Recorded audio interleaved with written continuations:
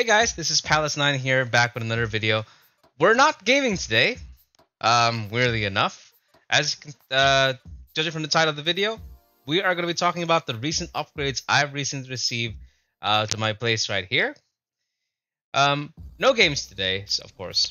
Just going to talk about the tech currently we've got, just so we can set up for future videos and hopefully make my space a little bit workable as time goes on. So, today, I haven't really taken the time to check out the gear I use for many of these games, and many of this stuff is actually fairly recent. So I've graduated from using the office tech that I normally have into something a bit more on the professional gaming side, or you can just call it that, maybe, depending on your definition of professional and gaming. Anyway, let's get started. Now, first things first. I haven't really got around to talk about my headset. This is a Logitech G613. Color white. Of course, you can also this in black. That's got a detachable band strap right here. I don't know if you can see it. On my hair. Yeah, that one is detachable. You stick it on the latches over here. Of course, it's got RGB in front as well. Good for all people who like to get their attention for streaming. Unfortunately, it has a major flaw that if you have lights in front of your headset, you may start seeing this if you have glasses. Because if you're someone who have glasses like me, I can already see the lights hitting my glasses. Of course, you can turn that off using the Logitech G Hub. But if you stick it to your PlayStation or your Switch or even your Xbox, good luck trying to turn that off. Mercifully, I just only play on my PC, so it's not really a problem. Of course, you got a dongle for this thing as well. It's just 2.4 gigahertz of Bluetooth, so barely any sort of lag whatsoever. Now I'm gonna show you some of the G Suite. Sorry, the G Hub. I'm gonna show it to you right here. Let me just bring myself down. Now here is the Logitech G Hub. This is where all compatible, some of the compatible Logitech gear can be found here. So you can check my battery life. Now, one of the reasons why I got this headset is because that Logitech now owns Blue, the microphone maker. So all this time, you've been hearing me on the Blue microphone set.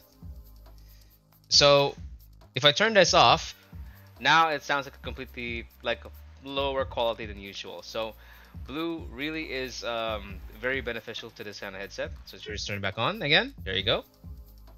You can even record yourself, get a few samples, and then you can use that sample to loop over and over again and make sure to change the property of your voice. So that way when you come out talking to people in the meetings, it should be popped up pretty well.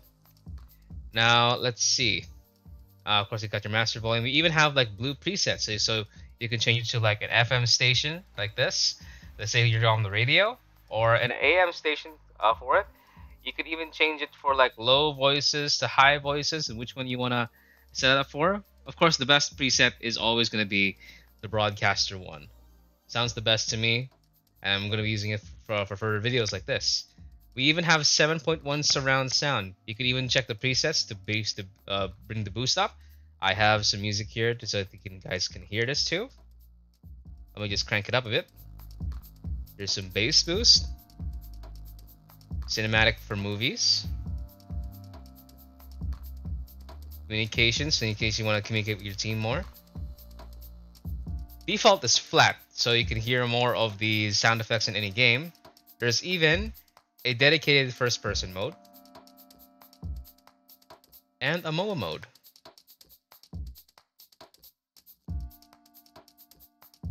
You can even change the surround sound as well to whether the front, the back, or the traditional. I don't really know the millimeter drivers that this thing has, but they're pretty good enough.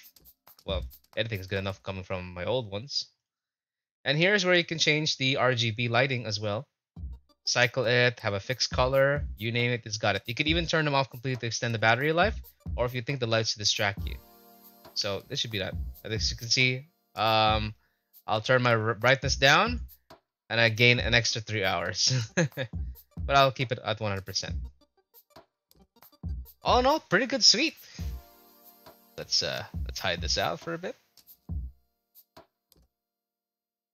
Now, you're probably wondering how much do these go for in the Philippines. Now, these go for roughly around 6K. Because my original plan was supposed to do 3K for a headset. But when I talked to my stepmom about this, she said that it would roughly take around 6K to have a good pair of headset. So, alright, might as well bump the budget up just a bit. Though, now that I realized that there's a microphone that costs like maybe 3,000 and I was like HyperX or something, I probably would have been better off grabbing a headset with a regular mic and then grabbing a dedicated mic that's right in front of my desk, right here, so for more broadcasting. So, yeah, I wasn't really thinking this through at the time, but I probably want to get one for Christmas. That way, I can do my recordings without having to wear a headset on. Okay, what's next on the list? Ah, yes. In addition to the headset, I have a new keyboard. This is a Logitech G613.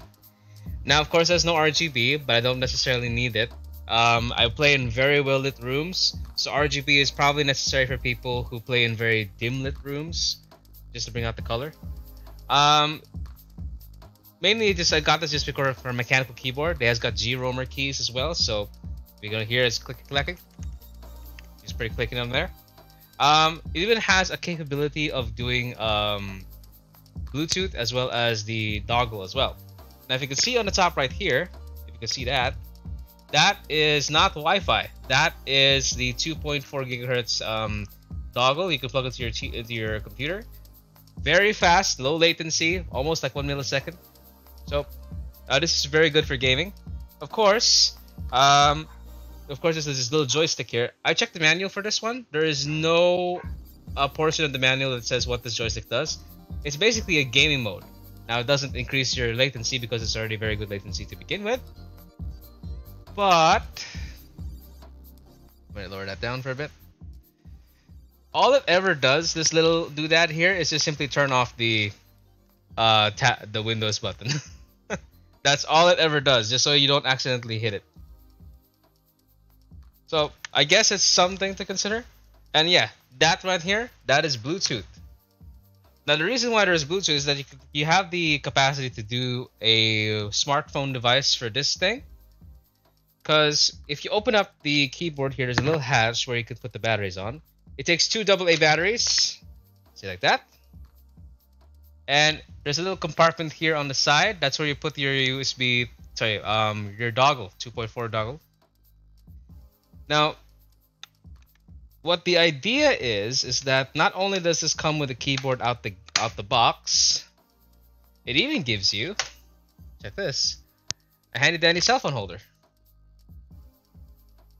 So the idea is to put your cell phone right here on your desk, and you can switch to Bluetooth, so that way you can type on your phone without necessarily picking up your phone. I just use that just for messages. Total battery life for this, they claim it's 18 months, so that's a year and a half on a fully charged AA batteries. Now, I'm just using the batteries that came out of the box. I do got AA batteries over there just in case it goes out. I'm not willing to test the battery life though. But other than that, well, it's pretty good. At least it looks very well made. It looks pretty good. Especially if you wanted something professional looking without making it look like it's showy. You even got your media switches here for your music. I can just turn on, pause, and play the music right there. How much did this run me for? 4,549 on my local data blitz. Were there cheaper options? Of course, but they're not wireless. If you're looking to get started on your on wireless, I probably think maybe Cooler Master CHK, I think, was it 350? But of course, you can also get the other Logitech things. If you don't want the numpad, if you can live without the number pad, I suggest going for maybe a Logitech Pro. Yeah, the G Pro X, I guess that's what it's called. But really, that's just like an extra. It doesn't really help your gaming, but it does help you with typing. It's very tactile. I've seen the light of mechanical keyboards. Yeah, it's noisy, but you type very quickly, especially when you don't want to look at the screen. Next up. What I've been using as my mouse lately is this. It's a Corsair type Harpoon. RGB wireless. Originally I did not think of buying Corsair because I was still such a Logitech fanboy, but I didn't really like the fact that a battery would probably go out. I mean, managing an Xbox controller was already bad enough, but trying to manage a mouse at the most crucial time, you practically stop working. You can use the computer without a keyboard and use this as an on-screen keyboard, but a mouse, that's pretty essential. So now what I'm gonna say is that I want to keep a mouse simple. Through years and years of getting a simple office mouse, I eventually realized that the mouse wasn't. I thought for the longest time the mouse was too small for my hands because I got like big hands. But then I realized the mouse actually has to be small and light for people who play FPS, and I play FPS on a daily basis, even more so than racing lately for years. So it really has to be simple and has to be light. But wireless mouses aren't exactly the lightest of things. So that's totally fine. I can live with a little extra weight if it means I don't need to deal with wires anymore. And if you have different grip sizes for grip styles for your hand when you play FPS, wireless can actually make a very big deal. You don't feel that tug of wire. What's the battery life on this? That I think they said on the tin was like 30, 40 hours, give or take, depending on if you have RGB or not. The one crucial thing why I bought this one over the Logitech is that it actually has a wired mode.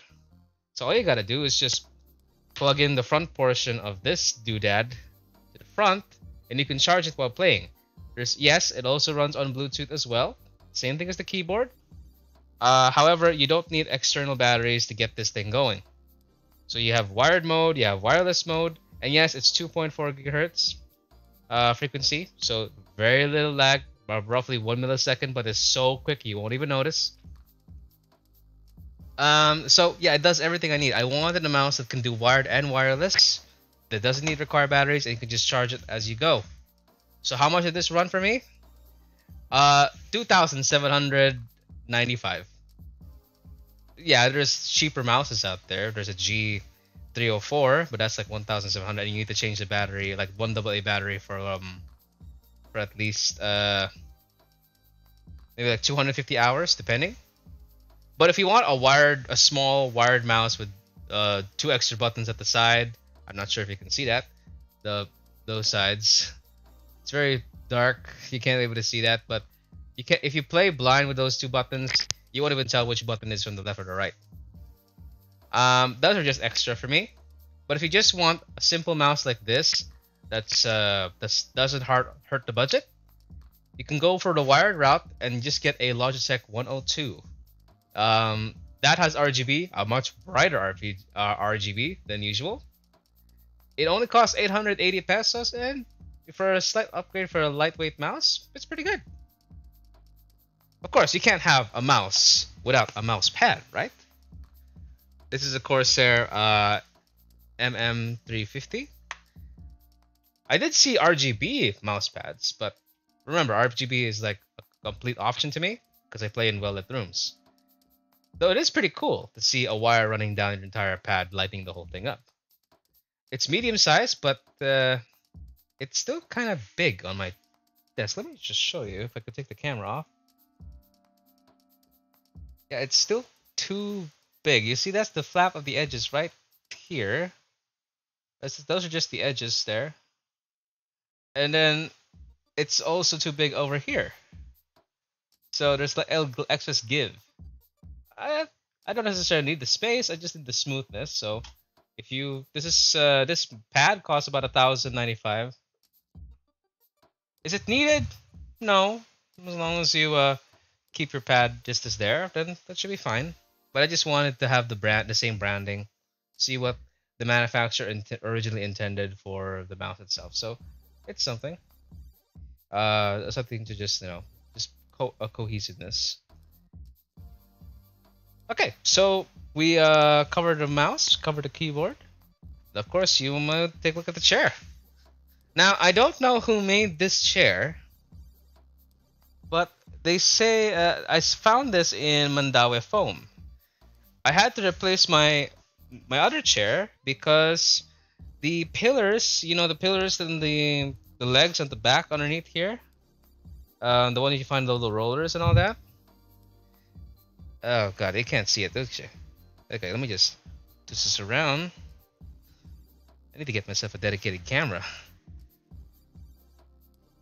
Yeah, these rollers. Yeah, they were starting to crack underneath my weight. With probably I slammed the chair too hard or something, but the cracks just kept getting worse and worse. And then over time, the seating pad was starting to waft a bit to the side, so it was starting to hurt my posture, especially after during work or long gaming sessions where I sit here for hours. So a nice comfy chair is also a good investment. Now, of course I could have gotten a gaming chair, but well, let's just say gaming chairs aren't really, well, they don't really make sense to me. So what I mean, if you look at the gaming chair, it looks like a car chair. Not just any car chair, a racing car chair. A racing car chair is supposed to hold you in place. Because when you're driving, you're going to feel the G-forces as it throws you around the car. It's supposed to hold you in place, otherwise you have to brace your knee against the door. But if you're sitting down and stationary like this, it doesn't make any sort of sense. It's just there for the flash. And yeah, they can use the holes in the middle from the 6-point harness into a cushion, but really, I'm not really a big fan of those kinds of cushions. So, what do I need? An office chair with some mesh so that my electric fan can get through the air here. You can see there's mesh here. But at least some flash, at least.